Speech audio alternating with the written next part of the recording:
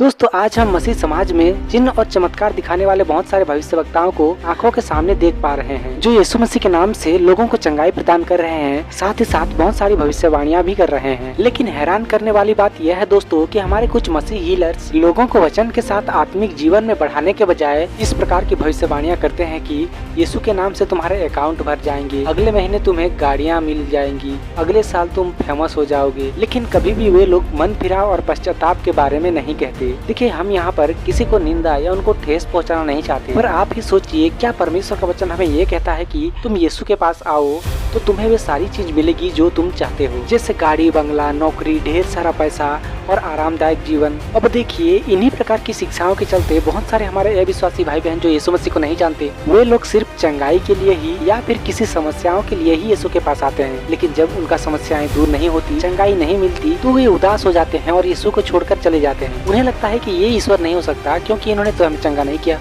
दोस्तों, इस वीडियो में आप देखिए, एक महिला बागेश्वर धाम से बता रहे हैं कि जब वह अपनी शारीरिक परेशानियों से छुटकारा पाने के लिए चर्च में गया, तब उन्हें धर्म परिवर्तन कराने के लिए कहा गया। 12 साल से हम परेशान हैं गुरुजी, सब तरफ से हार चुके हैं। हम यीशु मसीह वाले प्रार्थना में भी जाते थे। किसमें जाती थी? यीशु वाले में जी गुरुजी। 3 मतलब वो जो हलीउल्लाह वाले? जी नहीं, अरे वही तो है। क्रिश्चियन। अच्छा, हमें पता नहीं। जी जी, तो उसमें भी जाते थे गुरुजी 3 साल से। लेकिन अगर हम उसमें जाकर क्या हुआ? आप जी कुछ नहीं हुआ गुरुजी। आराम नहीं लगा? नहीं। तो सुना आपने इस महिला की बातें। देखिए, केवल ये महिला ही नहीं बल्कि ऐसे और भी कई सारे हमारे भाई बहन हैं जो अपनी शारीरिक परेशानियों के चलते चर्च में जाते हैं और यीशु की प्रार्थना सभा में शामिल होते हैं। तब अगर उन्हें प्रार्थना और वचन के साथ आगे बढ़ाया नहीं जाता, वचन सही रीति से सिखाया नहीं जाता और केवल चमत्कारों को ही महत्व दिया जाता है, तब यीशु की सच्चाई, उसके प्रेम को वे लोग समझ नहीं पाते और विश्वास की कमी के कारण वहाँ से चले जाते हैं। दोस्तों, वचन हमें कहता है मत्ती 5:6 में, धन्य है वे जो धार्मिकता के भूखे और प्यासे हैं, क्योंकि वे तृप्त किए जाएंगे। देखिए, सच्चाई और धार्मिकता की खोज करने के बजाय अगर आप लोग चिन्ह और चमत्कार के भूखे प्यासे बनेंगे तो निश्चय ही आप ठोकर खाते रहेंगे और शैतान के द्वारा भटकाए जाते रहेंगे। आप हिंदू हो? जी गुरुजी। कौन से हिंदू? जी सनातनी हिंदू है।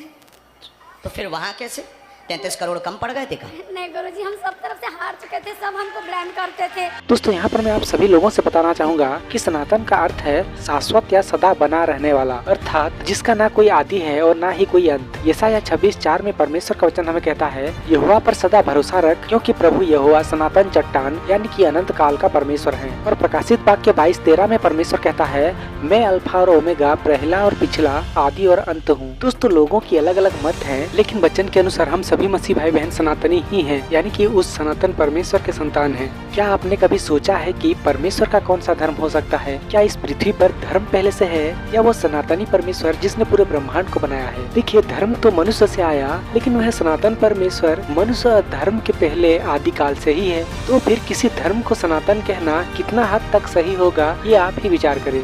फिर आगे देखिए, ये महिला क्या बता रही है। आप यहाँ क्यों आई? जब आप वहाँ गई थी तो फिर यहाँ क्यों आई?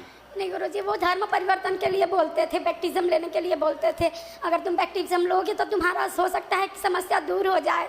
लेकिन अगर हो बागेश्वर, सकता है कि हो, ऐसा कह रहे थे कि हो सकता है? हो सकता है, मतलब वो गारंटी नहीं लेते? जी नहीं जी। अगर बागेश्वर बालाजी मुझे नहीं मिलते, मैं यूट्यूब पे नहीं देखती, तो शायद अब तक मैं धर्म परिवर्तन कर चुकी होती।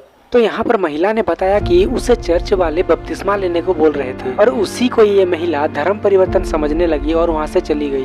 दोस्तों, सभी मसीह भाई बहन जो वचन को सही रीति से जानते हैं, बपतिस्मा उन लोगों को दिया जाता है जो यीशु मसीह पर विश्वास करते हैं और जिनका सही मायने में उद्धार होता है।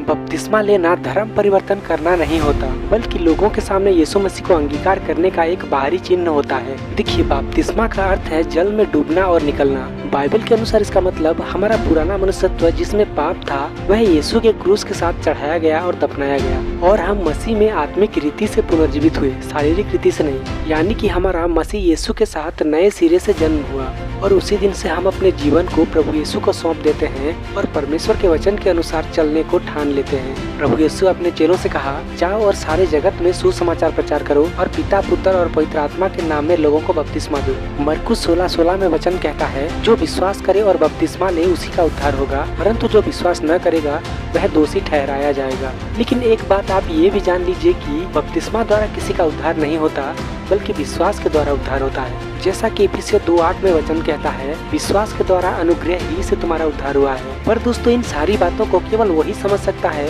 जो प्रार्थना और वचन के साथ पवित्र आत्मा की अगुवाई में चल रहा होता है। हमारे अन्य धर्मी अविश्वासी भाई बहन मसीहत की सच्चाई और परमेश्वर का वचन क्या है नहीं जान पाते। इसलिए मैं सभी भाई बहनों से कहूँगा कि आप बाइबल पढ़ें, तभी आप सच्चाई को जान पाएंगे। शरीर में दर्द है, बोझ बना, तंत्र बाधा के कारण आपको समस्या है, बहुत जगह गई, आराम नहीं लगा, गंदी हरकत प्रेत करता है जो माइक पर बता नहीं सकते हैं। जिन्न है, सामने आता है, बिस्तर पर भी आ जाता है, रात के समय पति का रूप बनाकर आता है। आपके पति का नाम दिवेश है, गंदी हरकत नहीं करेगा और इसको जो है प्रदीप नाम के व्यक्ति ने करवाया है, उससे आप परिचित हो, सावधान रहना। आशीर्वाद।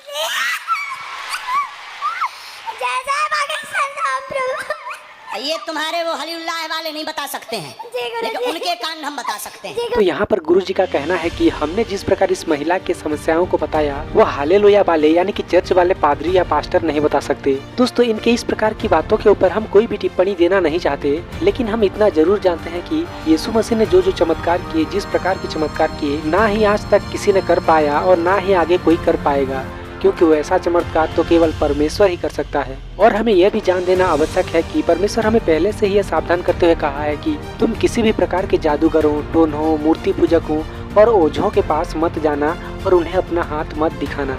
तो चलिए, इस वीडियो में इतना ही। आई होप कि आपको इस वीडियो से कुछ सीखने को जरूर मिला होगा। इसी प्रकार संदेश आगे भी देखने के लिए आप हमारे चैनल को सब्सक्राइब जरूर करें। मिलते हैं एक और नए वीडियो के साथ, तब तक परमेश्वर आपको और हमें संभाल कर रखे। आमीन।